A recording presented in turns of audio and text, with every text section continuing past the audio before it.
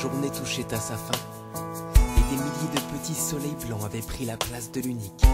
Une foule de points fixes s'éparpillaient sur la toile de l'univers, inchangée depuis des millénaires. Sohan l'avait bien remarqué, et il aimait cette idée de stabilité qui contrastait avec le jour. Toutes les nuits, il fuyait les lumières artificielles qui concurrençaient celles du ciel et venait admirer les étoiles au pied de sa colline, allongées dans l'herbe humide. Elles au moins, elles ne trichaient jamais. Il leur murmurait ses secrets les plus cachés et ses peines les plus larmoyantes. Rares étaient ceux comme Sohan qui parvenaient à concevoir l'univers autrement qu'un grossier tableau noir éclaboussé de peinture blanche. Sohan ne voyait en ces hommes-là que des frustes hébétés, et cela traitait Sohan de bon à rien, ivre de songes débiles. En compagnie des étoiles, il rêvait les yeux grands ouverts, surtout lorsqu'il apercevait l'étoile filante qu'il aimait tant. Il imaginait les paysages qu'elle pouvait traverser, d'immenses étendues lunaires boursouflées de cratères et semées d'herbes blanches, des planètes couvertes de mers agitées dont l'écume pleuvait sur leurs satellites les plus proches.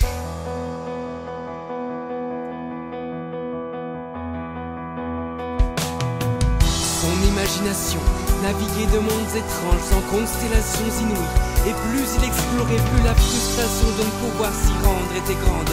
Alors de terribles maux de tête l'assaillaient, et de rudes combats dans l'étroitesse de son crâne faisaient rage.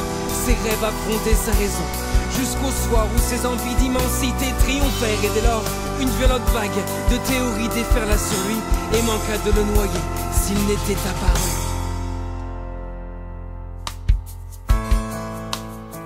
Pour mettre de l'ordre dans ce brouillon assourdissant de pensées, l'univers lui assigna des guides pour le moins déconcertants.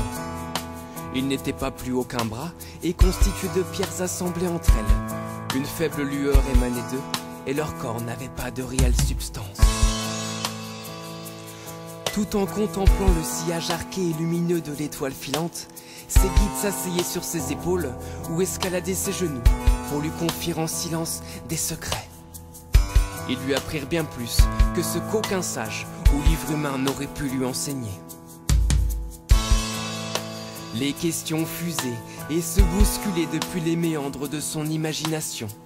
Mais une seule lui importait vraiment, celle qui le dévorait depuis son premier plongeon dans le dôme aux 1000 soleils. Pourrais-je une nuit parcourir le ciel aux côtés de l'étoile filante ?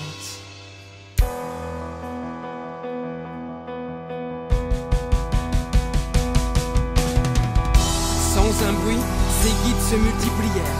Ils se placèrent à intervalles réguliers en lévitation, formant une échelle de petites pierres. Sohan s'approcha d'eux et les agrippa. Ainsi débuta son ascension. D'abord anxieux, il escalada de plus en plus vite. En quelques instants, il surplomba les lumières vives des maisons. Il montait infatigable jusqu'à dépasser l'atmosphère des hommes. Et c'est là qu'elle fit son apparition. Semblant naître du bout du monde, elle était plus éclatante que jamais. Le jour réapparaissait sur son passage. Elle approchait à une allure folle, il ne fallait surtout pas la manquer. Sohan escalada encore plus vite et remarqua la disparition de ses guides. Alors seul, il prit son essor vers l'étoile filante et l'atteignit enfin. Elle était d'une beauté inégalable dans son sari bleu, fouettée par les vents de sa course. Tous deux s'arrêtèrent dans les airs immobiles de l'espace. C'était la première fois qu'ils rencontraient un autre voyageur du rêve et du temps. Leurs corps réunis, ils abandonnèrent les dimensions terrestres et s'adonnèrent au puissant fond de leur imagination fantasque.